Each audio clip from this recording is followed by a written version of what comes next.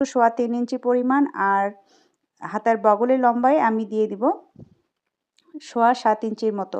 অর্থাৎ আপনার বডি পার্টের যে মেজারমেন্ট সেটাকে 5 ভাগ করবেন, করে যেটা আসবে সেটাই এখানে বগলের লম্বা হিসেবে বসিয়ে দেবেন। এটা আপনার যে কোনো বডির মেজারমেন্টের জন্য সেম সূত্রটাই কাজ করবেন। আচ্ছা, এই সাইড থেকে আমি আরেকটা পয়েন্ট করে নিলাম, নিয়ে এখানে একটু রাউন্ড করে দিলাম। এটা জাস্ট রাউন্ড করতে সুবিধার জন্য করা, এটা কোনো নির্দিষ্ট মেজারমেন্ট নাই।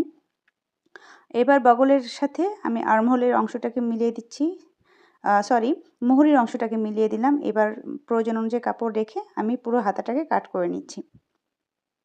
প্রয়োজনীয় অংশগুলোতে আমি সুন্দর করে মার্ক করে নিলাম। আর এবার আমি তালপাটটা কাট করব। এখানে মোট যেহেতু 4টি পার্ট রয়েছে, অর্থাৎ 4টি কাপড় রয়েছে, তার মধ্যে ওপরে দুটো কাপড়কে আমি আলাদা করে সরিয়ে নেব, নিয়ে সেটার উপরে আমি তালপাটটা কাট করব। এখানে নিচের অংশে